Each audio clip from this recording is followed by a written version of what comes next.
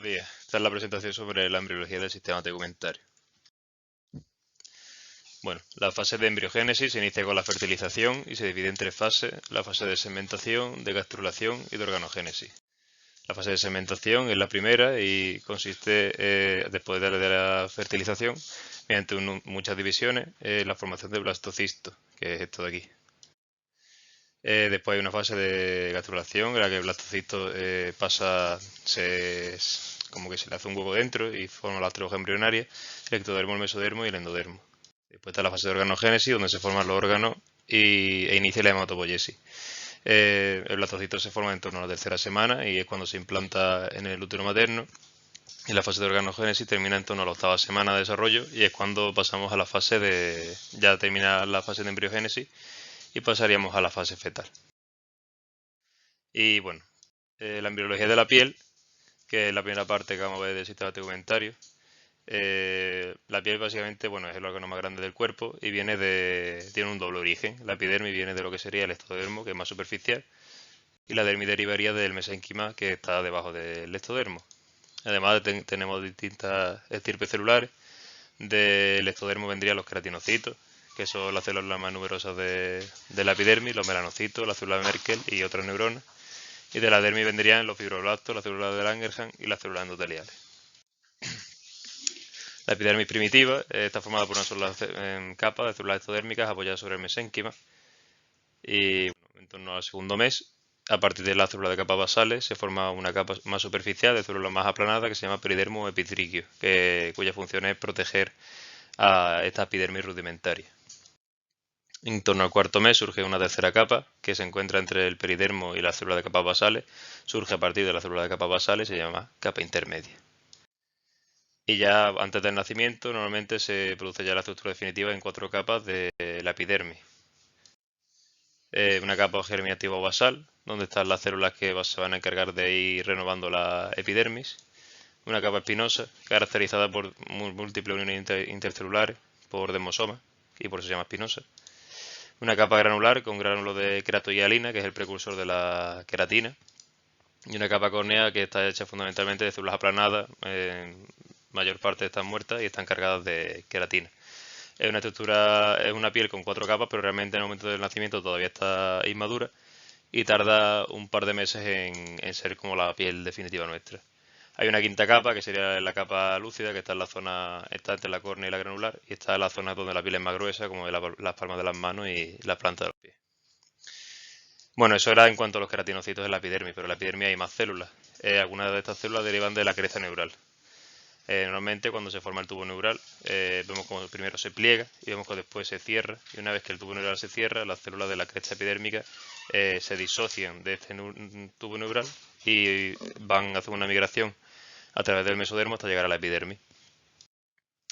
Las líneas que siguen para esta migración se conocen como líneas de Blaschko y normalmente son invisibles, pero en una patología como este ligen estriado se pueden hacer visibles. Y bueno, es importante conocerlas.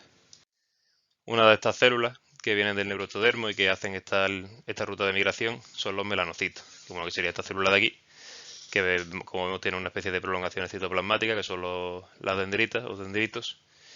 Bueno, en su interior va sintetizando los melanosomas y a partir de los dendritos pues transfiere los gránulos de melanina a los queratinocitos circundantes y se encarga de la pigmentación de la piel. Aquí tendríamos un melanocito con su dendrito y bueno, y aquí tendríamos los melanosomas que se transfieren a los queratinocitos.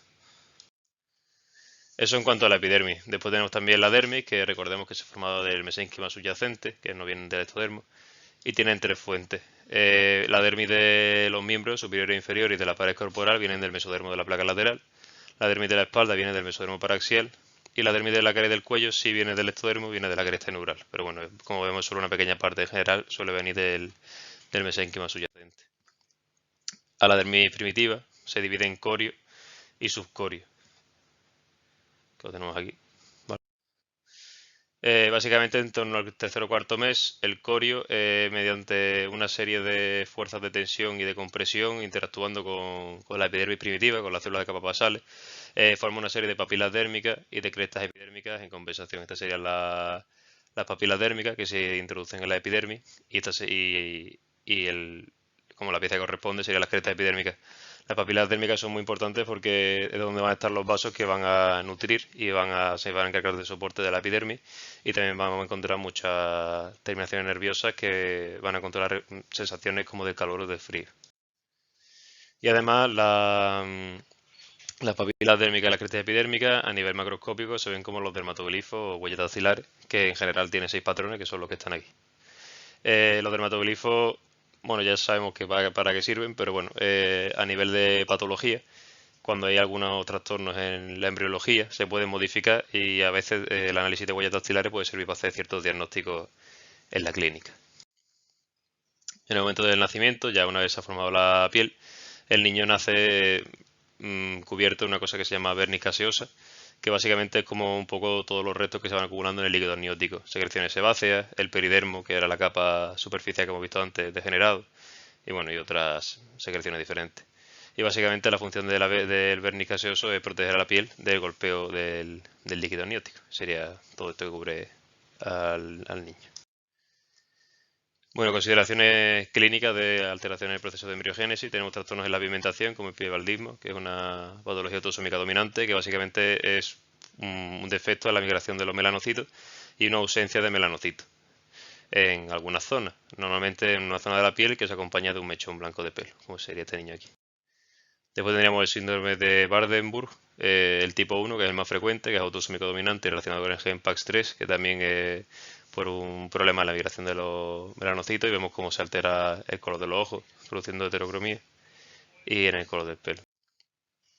Después, bueno, el abilismo glocutáneo, que este es autosómico recesivo, asociado con el gen OCA, y básicamente, bueno, aquí sí habría melanocitos, a diferencia del piebaldismo, por ejemplo, pero los melanocitos no funcionan y no pueden pigmentar la piel. Y tenemos trastornos en la coloración y también la queratinización, como por ejemplo en la histiosis. Tendríamos histiosis, bueno, las histiosis son un aumento de la capa córnea. Tendríamos histiosis por retención, que suelen ser las más leves, y la histiosis por sobreproducción, que son las más graves. Y bueno, la forma más grave de todas es la forma laminar, que se manifiesta con el bebé colodión al nacimiento, que suele ser una capa córnea muy engrosada, que se fragmenta, acompañada de un estropión y de una eversión de los labios. Eso en cuanto a la piel. Ahora vamos a ver el folículo piloso. Bueno, el folículo piloso se forma a partir de la yema del pelo, que es una prolongación de la epidermis que se adentra en la dermis y que está formada a partir de la capa de células basales o células germinativas. En el extremo distal de la yema del pelo se produce una invaginación de la dermis, que se llama papila pilosa, y que, al igual que las papilas dérmicas, se va a encargar de nutrir al pelo y también se va a encargar de ciertas sensaciones del pelo. De la yema del pelo, que recordemos que la parte azul, tenemos distintas células. Las centrales van a formar lo que se conoce como tallo del pelo, y las periféricas van a formar lo que se conoce como la vaina del pelo epitelial, que sería todo lo que rodea al tallo del pelo. Y también van a formar las glándulas sebáceas, que están aquí. Después tenemos la vaina de la raíz dérmica, que ya no viene de la epidermis ni de la yema del pelo, sino que vendría de la dermis que rodea al folículo piloso, y que forma este músculo liso de aquí, que es el músculo erector del pelo.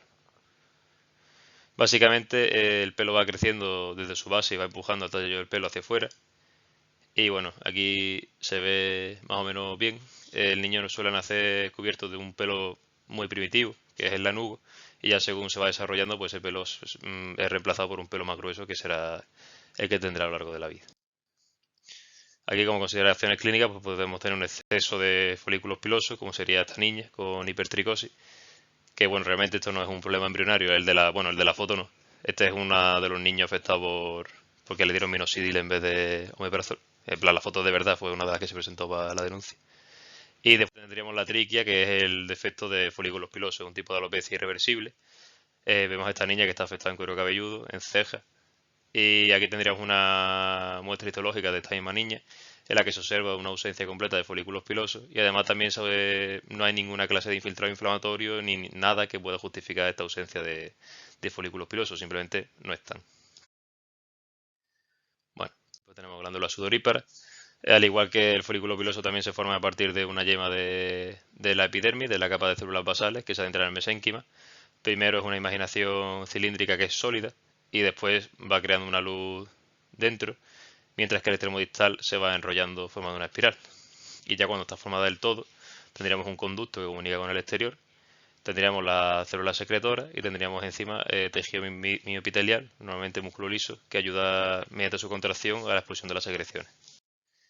Básicamente tenemos dos tipos de glándulas sudoríparas, las ecrinas y las apocrinas. Las ecrinas son aquellas que vierten su secreción en epidermis, a la superficie de la piel, y las apocrinas lo secretan al folículo piloso y salen a través del orificio junto con el tallo del pelo. Son parecidas pero no son iguales. Bueno, las ecrinas vienen a partir de la epidermis, las apocrinas se originan a partir del folículo piloso. El mecanismo de secreción de las ecrinas es un mecanismo merocrino o de exocitosis, mientras que el de las apocrinas es un mecanismo por decapitación. Aquí tenemos el merocrino, que tenemos las células secretoras que liberan su secreción fuera y bueno, ya está, y van donde tengan que ir. Mientras que las apocrinas, la cabeza de la célula secretora se decapita, se pierde y se une a las secreciones. Y bueno, las ecrinas secretan fundamentalmente agua y su función principal es el control de la temperatura del cuerpo, mientras que las apocrinas sí secretan más cosas, lípidos, proteínas, feromonas, con funciones que muchas veces no están muy claras. Y bueno, ya por último, la embriología de la uña. Básicamente, en torno al tercer mes de desarrollo surgen los campos undeales, que son unas depresiones en el extremo de los dedos. Y a partir del pliegue proximal de la uña va creciendo la placa ungueal poco a poco. Bueno, se va abriendo hueco.